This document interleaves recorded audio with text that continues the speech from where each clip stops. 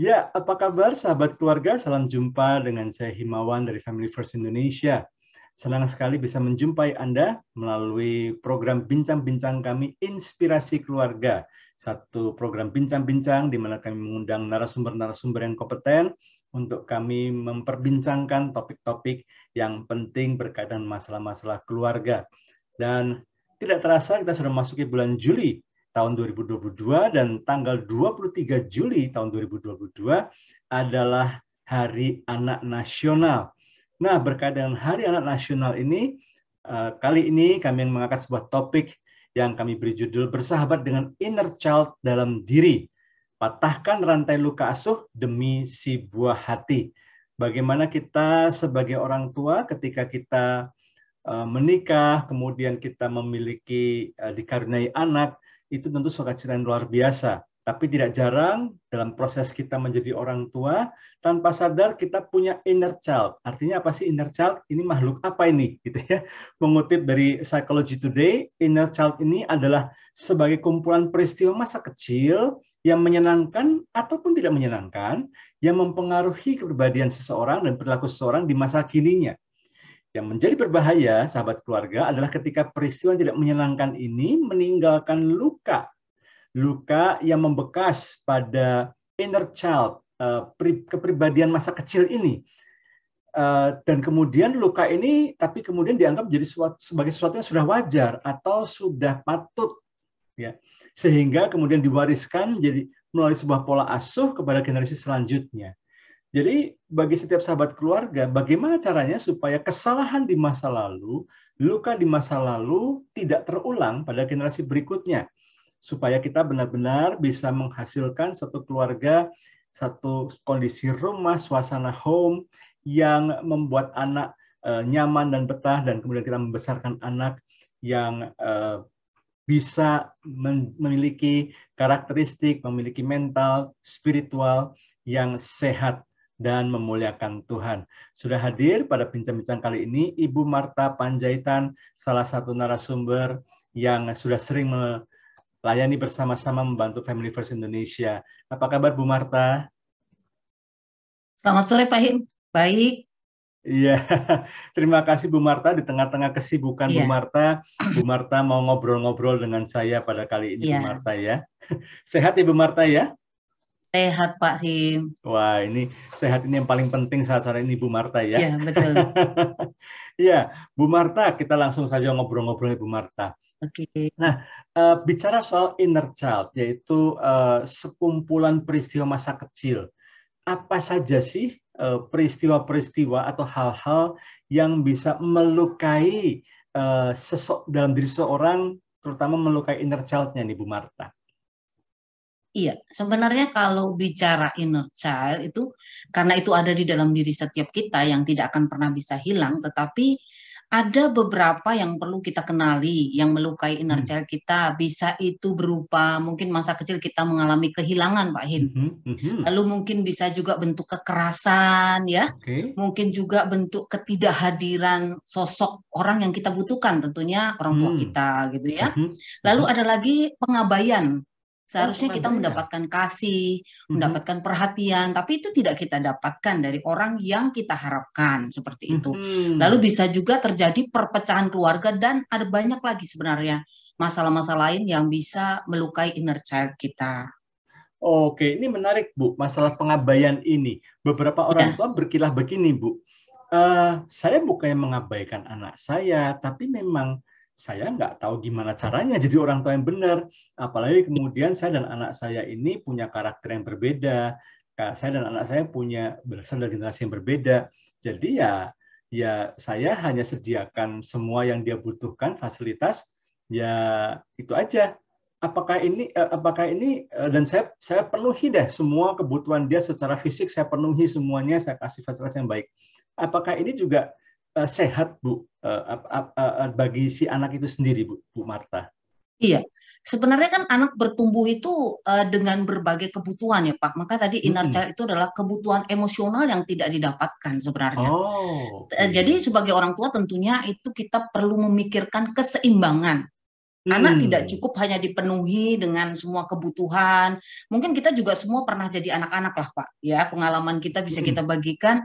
Lalu kita merasa bahwa apa yang dipenuhi oleh orang tua kita, misalnya dengan semua fasilitas, hal-hal yang baik, mainan, semua dilengkapi.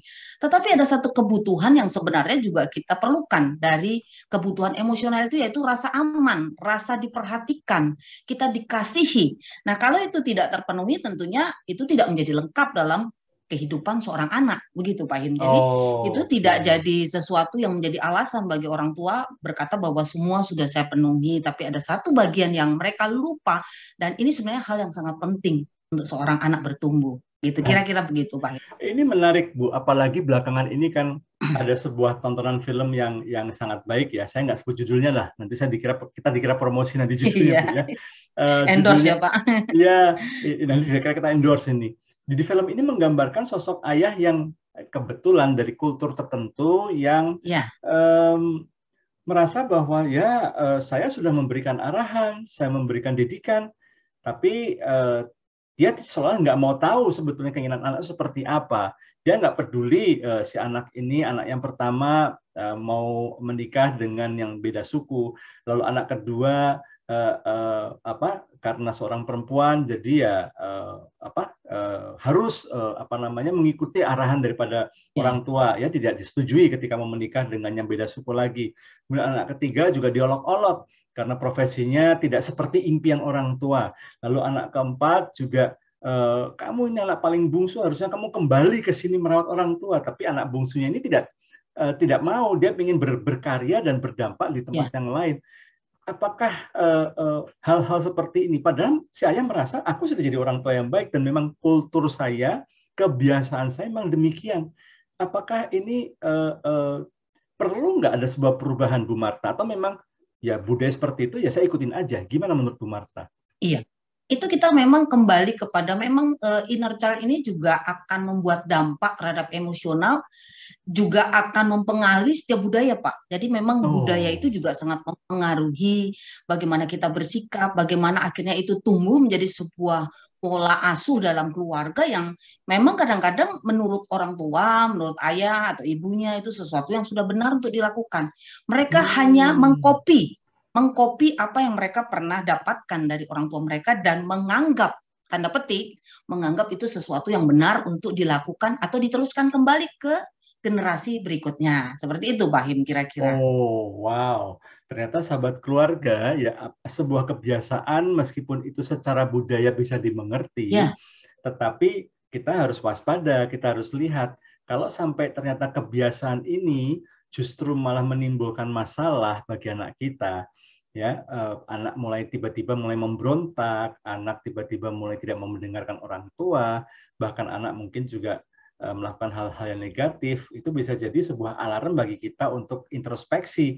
Jangan-jangan kebiasaan-kebiasaan yang kita pikir baik ini sudah nggak cocok untuk keadaan zaman sekarang. Nah, Bu Martha, bagaimana luka inner child ini bisa mempengaruhi kepribadian dan perilaku seorang, termasuk pola asuh terhadap anaknya, Bu Martha?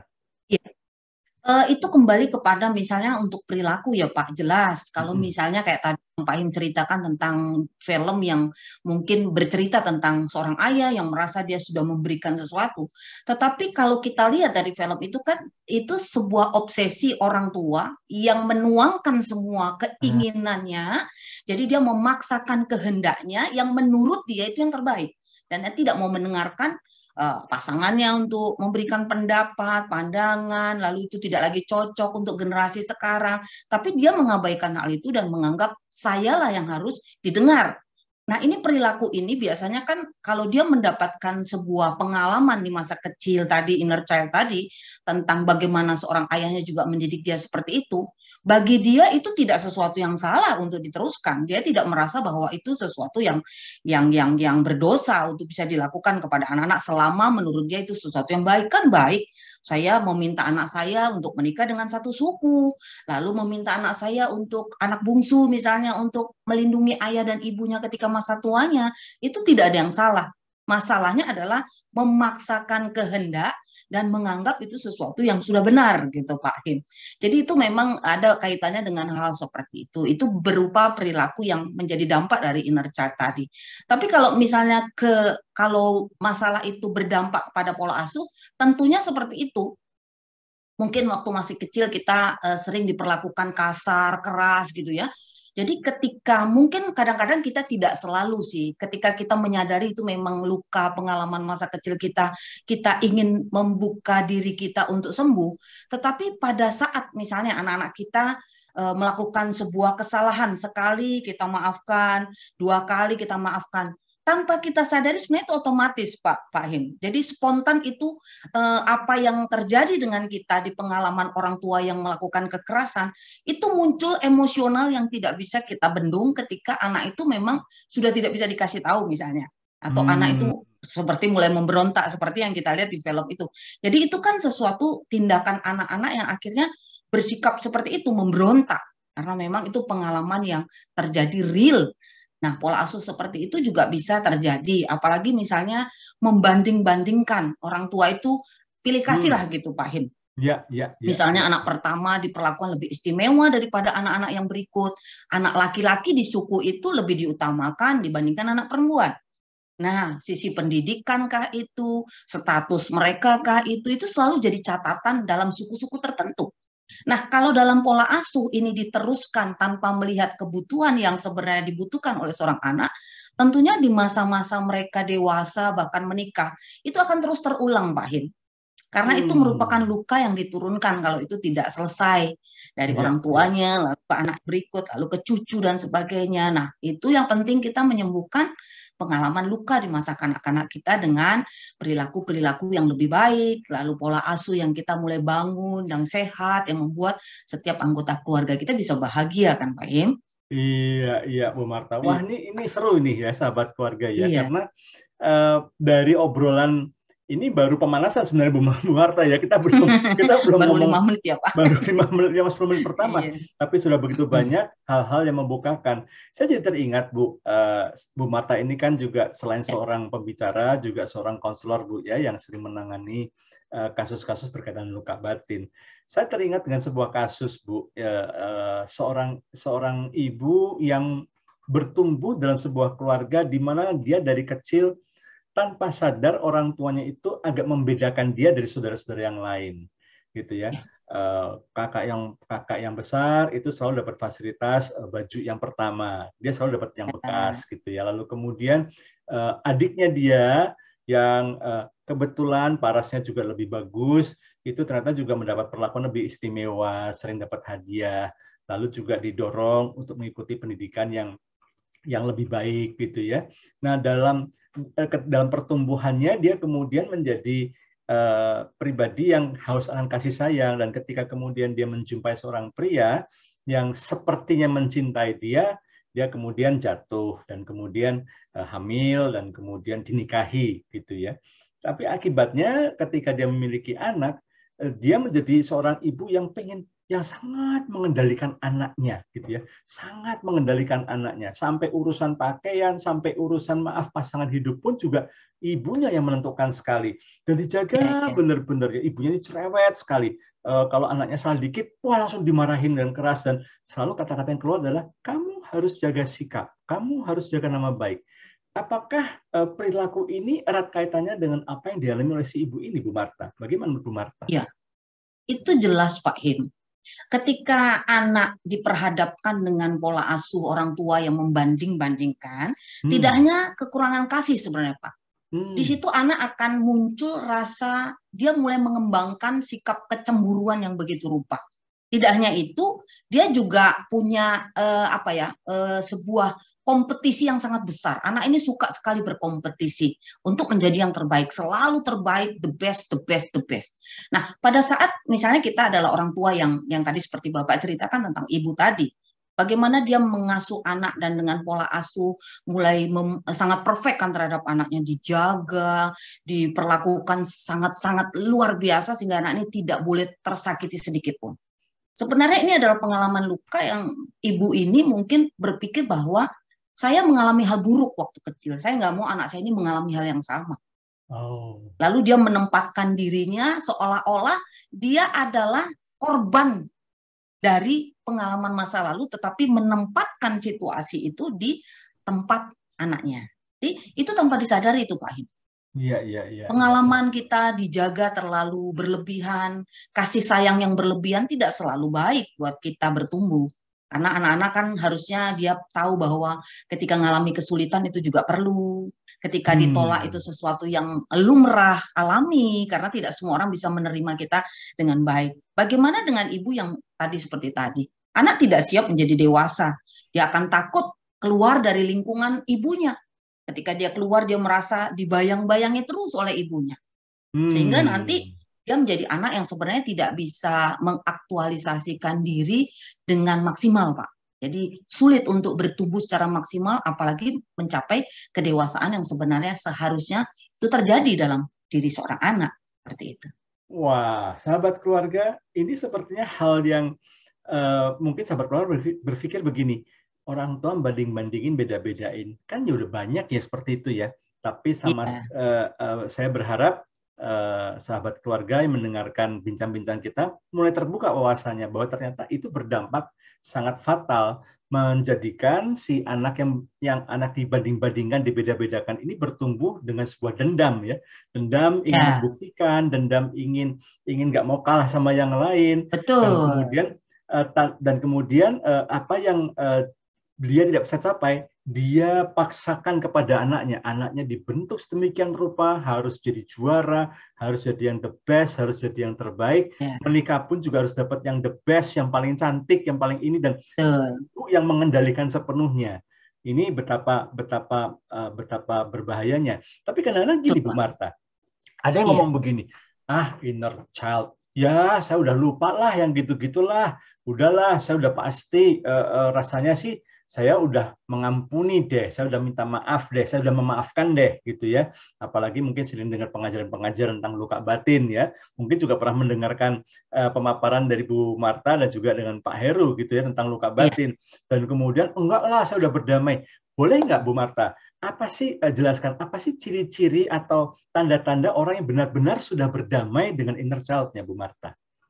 Ya, sebenarnya ketika kita ingin mengetahui apakah kita sudah keluar dari pengalaman itu, bagaimana kita mengenali inner child kita, apakah kita sudah berdamai dengan hal itu, cirinya adalah perilaku kita, Pak. Jadi reaksi kita terhadap sebuah masalah, sebuah situasi, bagaimana kita bereaksi? Apakah kita masih menjadi orang yang mudah marah, mudah tersinggung, tidak bisa dikoreksi, sulit untuk menerima nasihat. Nah, ini sebenarnya kita bisa mengenali bahwa kita sebenarnya belum benar-benar mengakui bahwa kita itu sebenarnya masih ada di area inner child kita yang belum sembuh, gitu ya. Jadi ini pengalaman ini juga bisa kita kenali. Jadi kita kenali lukanya. Kadang-kadang luka ini bagi setiap orang sih relatif, Pak. Ada yang misalnya dengan kekerasan dia itu sebenarnya proses mengabaikan sebenarnya. Tidak ada orang yang murni benar-benar bisa melupakan itu. Tadi saya katakan di awal bahwa inner child ini ada di setiap kita. Kadang-kadang tanpa disadari itu bisa muncul secara spontan karena memang itu ada di bawah sadar kita. Bagaimana kita menghadapi sebuah situasi, reaksi kita itu akan menentukan seberapa dalam luka itu yang kita simpan di lubuk hati yang kadang-kadang kita nggak mau jujur mengakui hal itu. Tetapi ternyata pada kenyataannya kita bereaksi udah kelihatan. Orang itu kok mudah sekali marah ya. Kita cuma ngomong sedikit udah tersinggung. Misalnya seperti itu Pak Him. Jadi kita perlu kenali lukanya. Kita perlu kenali apakah benar-benar kita sudah mengalami kesembuhan dari hal itu. Nah tentunya kita harus jujur bahwa saya memang pernah mengalami hal itu. Saya pernah diperlakukan seperti itu. Saya pernah diperlakukan tidak adil. Saya pernah dilecehkan. Saya pernah ditinggalkan. Saya pernah mengalami kehilangan. Selama kita nggak jujur dengan situasi itu, sebenarnya kita coba untuk mengemas itu. Yang tadi Pak Him katakan, itu sebenarnya sekedar mengabaikan, Pak. Hanya kita tidak ingin terlihat bahwa kita adalah orang-orang yang sebenarnya mengalami banyak luka. Jadi kita nggak jujur sebenarnya dengan keadaan kita. Itu akan mempersulit kita untuk mengalami kesembuhan, Pak. Wow, wah ini saya jadi tertarik ini Bu Martha. Karena gini Bu, tidak sedikit ya di antara sahabat keluarga juga mungkin Iya, mengalami ya. Yang pertama mungkin dari sisi gender ya, seorang pria. betul. Tidak sedikit anak-anak laki-laki yang dibesarkan dengan satu pengajaran bahwa bentuk pengajaran bahwa kamu tuh laki, udah gitu-gitu nggak usah kamu masukin ke hati. Kamu tuh laki loh, laki tuh logiknya harus kuat gitu ya. Betul, Udahlah gitu betul. ya, jangan dimasukin ke hati. Kamu tuh kayak cewek saja gitu ya.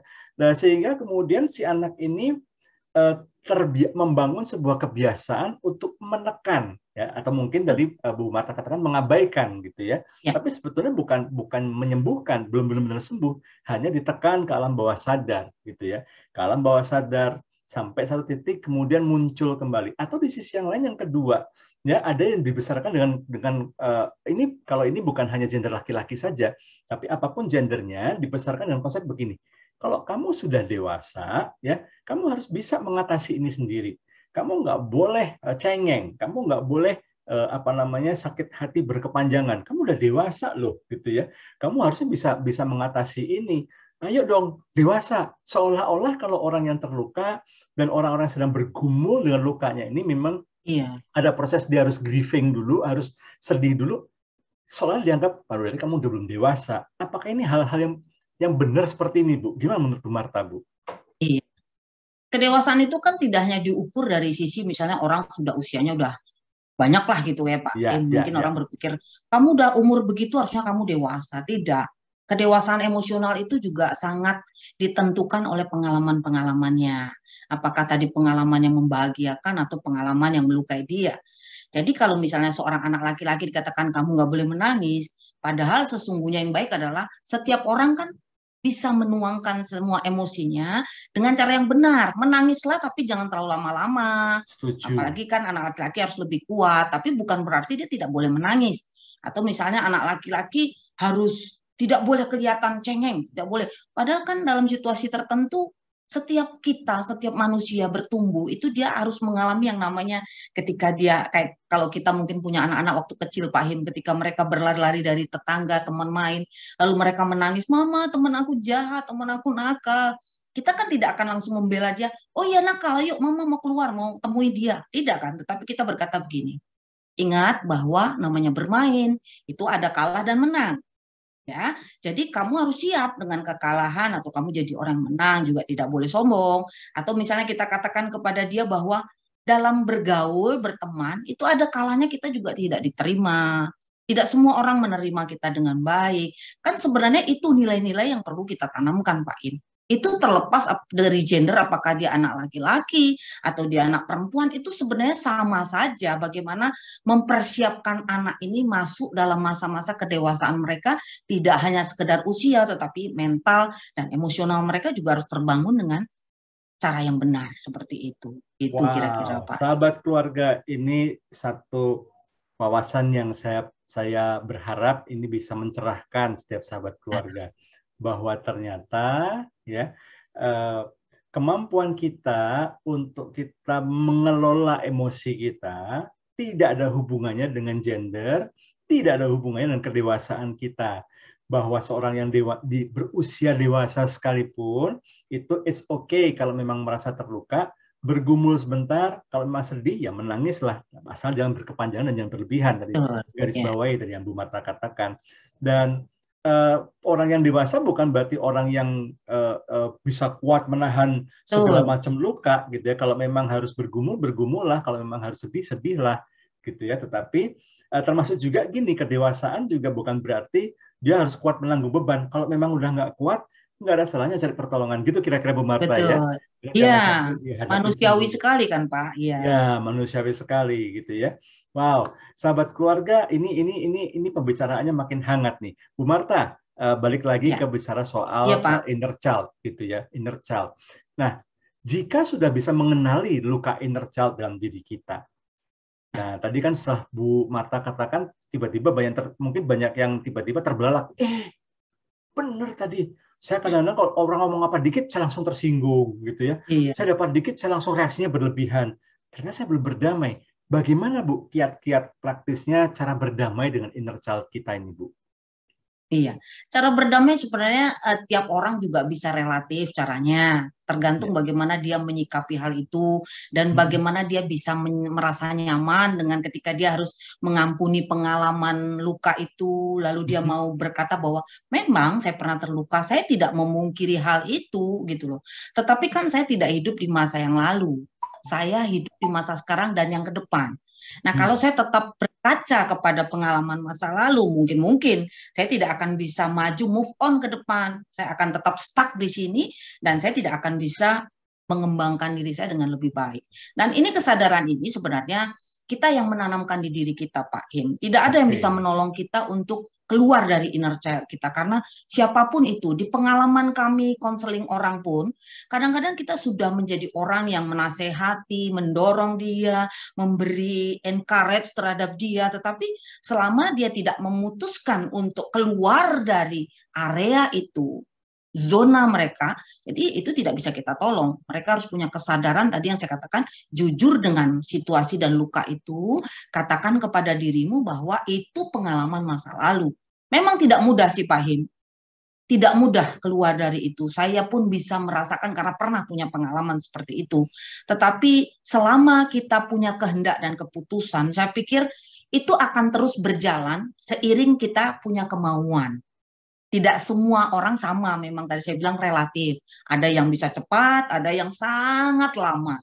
Gitu. Jadi tergantung keadaan situasi mentalnya, Pak. Jadi ada yang orang Oke. gampang down, ada yang gampang move on gitu ya. Itu tergantung juga bagaimana situasi emosionalnya terbangun dari pengalaman-pengalaman yang dilewatinya dalam hidup itu. Jadi itu sangat Wow. membantu, Pak. Iya, Bu Marta, saya garis bawahi langkah pertama tadi yang bagus sekali. Mengakui bahwa luka itu Betul. ada. Itu uh, uh, mau lama nanti healing, sembuhnya atau Iya, tidak, mau cepat move on atau tidak, mau cepat pulih atau tidak, itu nanti urusan belakangan. Tapi nomor satu harus mengakui dulu bahwa luka itu ada.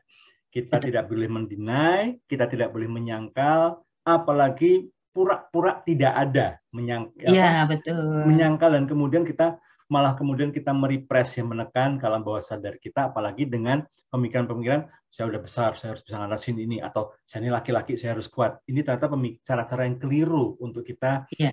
mengatasi inner child kita. Baik, sahabat keluarga, kita lanjutkan bincang-bincang dengan Bu Marta Panjaitan, seorang konselor dan juga seorang pemerhati masalah keluarga dan juga pengajar daripada Family First Indonesia. Bu Marta, ada nggak sih Bu cara terbaik untuk mengetahui, ini kalau tadi kan berkaitan dengan diri sendiri Bu ya, sekarang dari mana kita sebagai seorang suami atau seorang istri, dari mana kita bisa tahu bahwa pasangan kita ini punya luka inner child Bu? Iya, biasanya itu terlihat juga memang apakah itu terhadap kita, terhadap orang lain sebenarnya sama sebenarnya Pak Him. Jadi kalau misalnya kita melihat pasangan kita mempunyai kebutuhan diperhatikan berlebihan, misalnya seperti itu ya, atau misalnya mudah tidak puas terhadap apa yang kita lakukan, ini tidak tergantung apakah itu suami atau istri, sama saja. Ini kan bicara pasangan, jadi bisa itu terjadi dengan istri atau bisa terjadi dengan suami.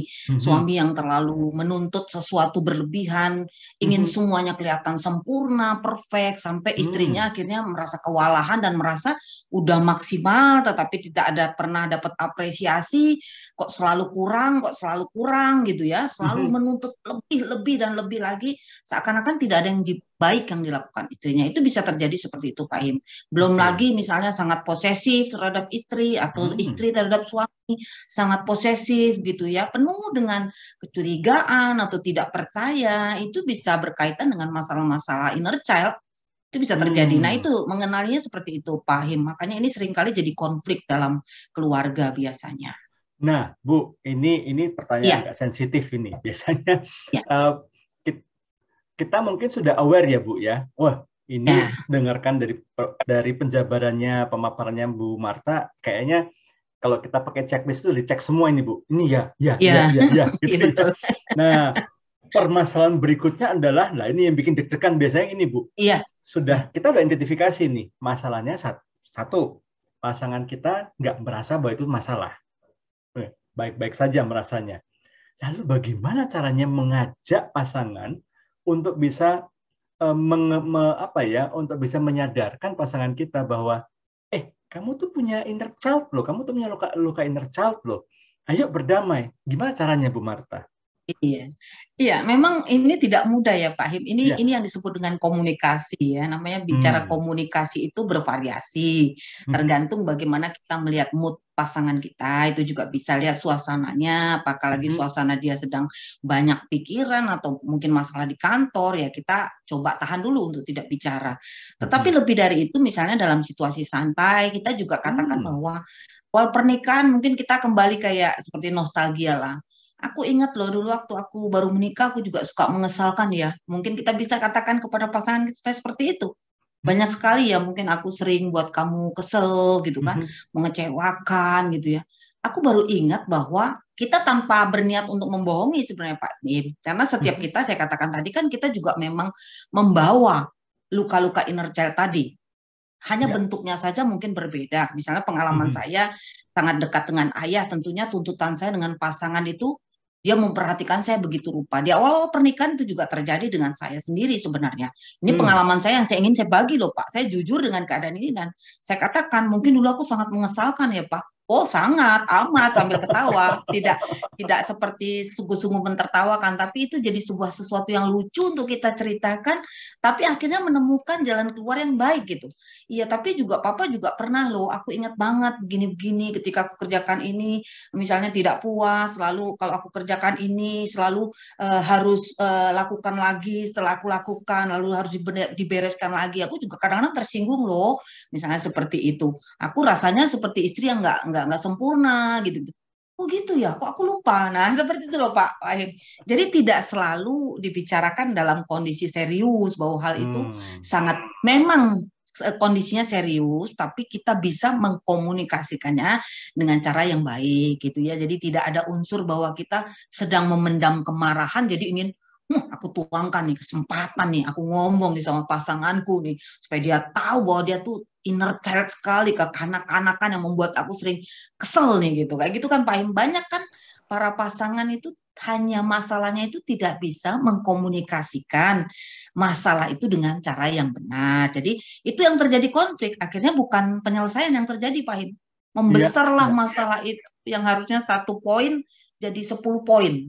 Akan mengungkit-ungkit lagi. Kamu juga dulu begitu. Nah, udah saling ribut di situ. Nah, itu yang tidak akan menyelesaikan masalah. Jadi memang ini perlu komunikasi yang baik Pak Him. Jadi seiring dengan keinginan kita, betul-betul keinginan kita untuk bukan merubah pasangan kita, tapi supaya dia juga menyadari bahwa saya pun punya kekurangan, saya pun juga dibentuk dari pengalaman inner child saya, tapi kita kan harus sama-sama mau menyadari itu, karena kita udah punya anak-anak, nggak mungkin kita di depan anak-anak malah kalah dari mereka, kita jadi kekanak-kanakan gitu ya, menuntut perhatian berlebihan. Nah kan anak-anak kita jadi lihat, mama kok manja banget sih, kekanak-kanakan banget. Nah itu kan kita tidak ingin dapat tanggapan atau respon dari anak-anak kita seperti itu kan Pak Him. Jadi memang ini tidak mudah, tetapi yang penting ada komunikasi yang baik sehingga ada jalan keluarnya lah. Semuanya pasti ada jalan keluar gitu.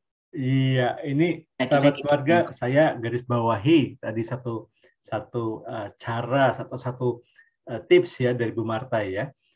Ketika kondisi tidak memungkinkan, misalnya memang terlihat pasangan kita ini sangat lelah, pasangan kita lagi tertekan, ya janganlah ya mengajak bicara soal masalah luka inner child ini. Tetapi ketika sudah suasana lebih tenang ya, mungkin ada sedikit snacking gitu, kudapan gitu ya, sambil ngetes sore-sore, suasana lebih rileks ya.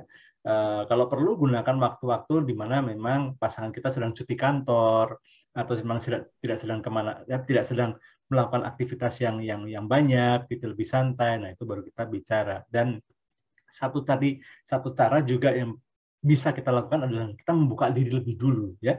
Jadi motivasinya jangan karena aduh ini karena saya nggak dapat hadiah yang saya sukai terus kemudian diserang. Iya. Misalnya gitu. Betul.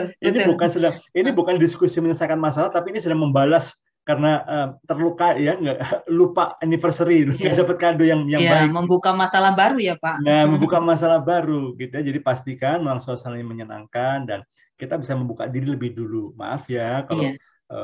saya tuh merasa loh, saya tuh nyakitin kamu, saya tuh merasa loh kalau saya ini sama kamu gitu ya. Nah, kamu Ya, sendiri gimana? Nah, itu mungkin sebuah cara untuk kita ya, betul. pelan-pelan membawa pasangan kita menyadari bahwa bukan cuman dia, saya pun juga punya luka inner child itu. Nah, dan supaya bisa diambil langkah-langkah berikutnya. Bu Marta, tadi di awal memang Bu Marta sempat singgung ya, tidak sedikit orang tua yang masa Ya, kecilnya diasuh dengan cara yang keras dan menyakitkan, dan sebagian dari mereka bertumbuh dengan kehidupan yang di bawah bayang-bayang luka yang menghambat masa depan mereka. Bahkan juga membuat mereka tanpa sadar meniru, melakukan copy paste dan malah melukai keturunan mereka. Tapi tidak sedikit juga di antara mereka yang kemudian menjadi manusia yang hebat, yang membesarkan anak-anak yang lebih baik, yang luar biasa. Bagaimana pendapat Bu Marta mengenai dua fenomena yang iya. awalnya sama-sama dibesarkan secara yang kasar, yang melukai, tapi kok outputnya ada yang bisa baik, tapi juga ada yang bisa nggak baik, Bu. Gimana Bu Marta? Oke. Iya, itu tadi Pak Him. Tadi kita udah bicara juga di awal bahwa keadaan mental seseorang juga menjadi catatan penting untuk bisa menyelesaikan masalah. Makanya karena di inner child sendiri sebenarnya ada satu keadaan emosional yang akhirnya berperilaku memutuskan sesuatu dia tidak bisa, mengambil keputusan dia sulit. Nah, seperti itu Pak Him. Itu juga menjadi dampak ketika harus menyelesaikan sebuah kondisi. Jadi kalau orang ini terpuruk, sangat terpuruk, karena memang tidak pernah diajar bagaimana mengambil keputusan dengan cara yang benar, bagaimana mengelola emosi dengan cara yang benar, orang tua tidak pernah memberikan nilai-nilai itu, sehingga ketika situasi ini ada, dia merasa bahwa ya nggak perlu, sudahlah aku udah nyaman sini aja lah, saya nggak apa-apa kok gitu. Tapi kan ada saat dimana seperti gunung es, dimana tiba-tiba itu meledak dan akan membahayakan dirinya, itu yang tadi yang buruk. Tapi bagi yang misalnya menyelesaikannya dengan cara benar, misalnya akhirnya mereka bisa maju, mereka bisa jadi orang yang kuat, itu sebenarnya adalah salah satu keputusan, Pak Im. Kesadaran dan Keputusan. keputusan, itu ya, keputusan yang harus diambil. Karena apapun situasinya, bahwa kita ini bukan hidup dengan masa lalu, tetapi kita harus belajar maju. Dan ada Ya. satu lagi yang saya ingat persis itu bahwa kadangkala ada pengalaman buruk pun membawa kita kepada kesadaran bahwa hanya melalui itulah proses kita bisa menjadi seperti sekarang. Karena itu caranya Tuhan juga untuk mengarahkan kita melewati berbagai situasi. Kadang-kadang yang buruk pun bisa diubah menjadi sesuatu yang baik. Demikian juga dengan inner child. Tidak penting di mana kita dibesarkan, bagaimana keadaan kita dulu. Yang terpenting hari ini. Apa keputusanmu untuk mengubah keadaanmu tidak menjadi orang yang hidup di masa lalu, tapi berjalan bersama-sama untuk bisa menghadapi situasi yang lebih baik. Kan gitu, Pak Him. Jadi tidak Wah, ada keren. alasan. Dua kondisi ini tergantung situasinya, Pak Him. Kita tidak Oke. bisa juga menyalahkan situasi yang buruk karena memang dia betul-betul ada di situasi mental yang sangat rapuh, tapi yang satu lagi adalah mental yang tangguh, bahwa dia akui memang ada, tetapi dia juga punya keputusan untuk memotong atau memberantas keadaan itu sehingga dia bisa maju dan dia akan bisa menjadi orang yang berbahagia, karena orang yang selalu ada di kondisi luka kan tidak akan berbahagia, Pak Him. Iya. Ini akan melukai hatinya setiap saat dan dia tidak akan pernah menjadi bahagia. Bahagia itu kan sederhana sebenarnya, itu loh. Wah, Seperti Bu itu kira-kira, Marta, Pak. ini ada dua kata yang apa namanya yang baik sekali. Yang pertama adalah sebuah keputusan. Keputusan untuk Ya, mengatakan cukup, berhenti sampai di sini. ya, Dan kemudian yang kedua adalah kesadaran, ya. Keputusan dan kesadaran. Kesadaran bahwa yang sudah berlalu nggak bisa diapa-apain. Kita nggak punya ya. mesin waktu, kita tidak punya ini kan lagi trending film yang Iya, betul. multiverse itu, Bu Marta Iya, ya. Kita nggak bisa mengunjungi multiverse betul. yang lain untuk bisa mengubah keadaan, tidak bisa. Memperbaikinya juga nggak bisa kan ya, Iya, Pak Im? Iya. kita dengan kesadaran penuh bahwa kita harus mengubah fokus kita, tidak lagi hidup di masa lalu, tapi hidup di masa depan. Dan keputusannya harus kita ambil sekarang, karena kita tidak mau anak kita, cucu kita Ya, mengalami apa yang kita hal alami. yang sama. Yang sama, gitu ya. Jadi Ya, dengan kepala tegak, dengan tangan mengepal, kita mengatakan cukup kesalahan di masa lalu, berhenti di saya. Nggak apa-apa saya mengalami jadi korban yang terakhir, tapi biarlah saya menjadi korban yang terakhir, saya mau berubah, saya mau pulih, saya mau sembuh, supaya anak saya, cucu saya memiliki kehidupan yang lebih baik. Iya. Wah, sahabat keluarga, ini menarik sekali ya. Nah, Bu Marta, ini pertanyaan selanjutnya nih, gitu ya. Iya. Bu, terima kasih Bu Marta, misalnya ada sahabat keluarga berkata begitu ya. Terima kasih Bu Marta udah terbuka sekarang. Tapi sayangnya kita terlambat. Iya, Terlambatnya gini, terlanjur gitu ya, Pak. terlanjur gitu. Aduh, Iya. family first baru ngomongnya sekarang nih soal inner child gitu. Saya udah terlanjur bikin kesalahan. Apakah ada cara, ada langkah-langkah praktis Bu, bagaimana memulihkan anak yang sudah terlanjur terluka oleh karena luka inner child yang kita alami? Bagaimana Bu Marta? Iya. Ini saya juga mau berbagi pengalaman saya sebagai seorang konselor, di mana saya juga banyak menolong orang untuk keluar dari situasi ini, memberikan solusi bagi mereka bagaimana mereka harus melewatinya. Salah satunya itu tadi Pak Him, kita harus rendah hati. Walaupun kita udah jadi orang tua misalnya, jangan pernah malu mengakui kesalahan. Jangan pernah malu mengakui kesalahan dan minta maaflah kepada anak. Jadi juga jangan pernah malu mengakui kesalahan, jangan malu juga untuk minta maaf gitu. Itu aja sebenarnya, dua itu aja Pak Im. Tidak panjang-panjang. Nah, ini Wah, rahasia ini boleh dilakukan kalau kita memang benar-benar merasa bahwa ini penting untuk kehidupan berikutnya gitu. wow. Ini saya dan juga sahabat keluarga mungkin sudah mulai, sebenarnya sudah siap-siap, ada pulpen, ada Iya, iya, kertas iya, Bu iya ya, nyatet benar. ya. Ternyata cuma 2 langkah yang tapi sangat sederhana dan justru yang sangat esensial, tapi harus diakui ini yang paling sulit dilakukan. Yang pertama memang harus mengakui, dan kemudian yang kedua harus minta maaf. Nah, terutama di bagian kedua ini sahabat keluarga ya, Iya, terutama kita yang sudah menjadi orang tua, ada sebuah gengsi yang menghalang-halangi betul. nih, Angkuh gitu ya ya. Pak ya. Kadang-kadang ada Keangkuhan kita, keangkuhan. nanti kalau saya minta maaf, anak saya ngelunjak nanti sama saya, Iya, gitu. malu Anak dong saya gitu besar ya kepala, Pak. malu dong, masa saya seumur gini minta maaf sama anak. Aduh, tapi justru disinilah ya, Bu Marta ya, dan juga Iya, sahabat betul Pak. keluarga, disinilah memang letak kedewasaan kita. Kalau kita menyadari bahwa kita sudah melakukan kesalahan, kita memutuskan untuk tidak lagi melakukan Ya, kesalahan yang sama itu, maka kita harus dengan rendah hati kita mengakui kesalahan kita dan kita minta maaf kepada anak kita. Dan setelah itu kita lakukan langkah-langkah bukti-bukti nyata bahwa kita memang benar-benar mau berubah. Bukan hanya sebuah janji, bukan hanya sebuah orasi semata-mata, tapi betul-betul kita tunjukkan perubahan-perubahan ini. Bila perlu, termasuk salah satunya adalah dengan menghubungi konselor untuk memulihkan inner child kita, supaya kita juga bisa menunjukkan kepada anak kita, pasangan kita, saya memang sadar saya bermasalah dan saya mau berubah demi kebahagiaan kita. Wah, Bu Marta, ini kalau ngobrol dengan Bu Marta nggak kerasa ya, tahu-tahu kita sudah iya di Pak Im. penghujung Ternyata waktunya sudah di penghujung ya. Iya, iya. bincang-bincang kita. Bu Marta, sebelum mengakhiri bincang-bincang kita kali Iya. ini, boleh nggak Bu Marta menyampaikan closing statement atau pesan-pesan penutup untuk setiap sahabat keluarga mendengarkan bincang-bincang kita? Silahkan Bu Marta. Bagi semua sahabat keluarga yang mendengar acara ini, dari saya hanya berkata bahwa inner child itu memang ada dalam setiap diri kita orang dewasa. Tetapi ini bukan menjadi alasan untuk kita bersikap kekanak-kanakan. Bersikaplah sebagai orang dewasa, tumbuhkan rasa untuk memiliki pengalaman di masa kecil itu untuk mendewasakan kita. Keluar dari penjara inner child dan bertumbuh sebagai orang dewasa yang akan mencapai kebahagiaan. Seperti itu, Pak Im. Jadi inner Wow. child ini bukan jadi alasan kita untuk bersikap kekanak-kanakan, tetapi kita bersikaplah sebagai orang dewasa yang disembuhkan dari luka-luka itu, yang diakibatkan oleh pengalaman itu, lalu keluar dari penjara yang selama ini mengikat kita atau kita ada di penjara itu, keluar dari itu dan bertumbuh jadi orang dewasa.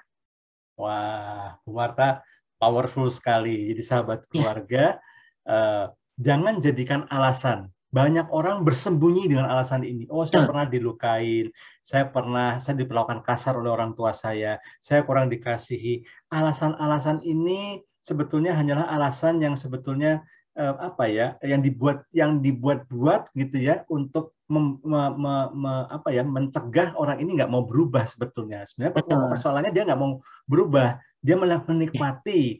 Padahal kalau kita ingin benar-benar hidup kita berubah menjadi lebih baik, kita harus berani keluar, ya. Kita harus nggak boleh lagi menjadikan luka inner child ini sebagai sebuah alasan. Kita harus sadar dan kita harus memutuskan untuk kita bangkit, ya. Sekarang sudah banyak sekali cara-cara, banyak sekali tokoh-tokoh, banyak sekali konselor-konselor yang siap membantu. Bisa mencari pertolongan. Betul, ya, carilah pertolongan, ya. Sudah pasti berdoa, minta kekuatan dari Tuhan, minta kasih dari Tuhan untuk mengisi kekosongan dalam hati kita, tapi juga akan ada langkah berikutnya, itu kita mencari orang-orang berkompeten, ya, Bu Marta, Pak Heru, dan banyak sekali orang-orang berkompeten sekeliling kita yang siap untuk menolong Anda, untuk Anda bisa benar-benar berubah, Anda pulih, supaya Anda juga bisa membantu anak Anda, cucu Anda, untuk menjadi pribadi yang lebih sehat dan lebih baik lagi, semuanya buat kemuliaan nama Tuhan. Terima kasih Bu Marta untuk inspirasi-inspirasi yang luar biasa, untuk kisah-kisah sharingnya juga, termasuk tadi Bu Marta mengakui, ya, saya juga ngalamin hal itu. Waduh, ini luar biasa sekali. Saya yakin setiap sahabat keluarga yang mendengarkan bincang-bincang kita merasa dikuatkan, merasa dikoreksi, ditegur, tapi juga yang lebih penting lagi mau berubah, ya. Dan saya berharap Bu Marta di lain kesempatan mau diganggu lagi, ya, untuk ngobrol-ngobrol lagi, Bu Marta, ya. Ya, Pak Him. Terima kasih untuk kesempatannya. Iya, sama-sama Bu Marta, dan salam untuk Pak Heru dan juga keluarga, kiranya selalu bersemangat ya Bu Marta, ya. Ya. Sahabat keluarga. Semangat juga ya Pak Him. Ya, terima kasih Bu Marta. Dan sahabat keluarga, demikian bincang-bincang kami pada kesempatan kali ini. Sampai jumpa pada bincang-bincang berikutnya. Tetap semangat, tetap jaga kesehatan, dan Tuhan memberkati.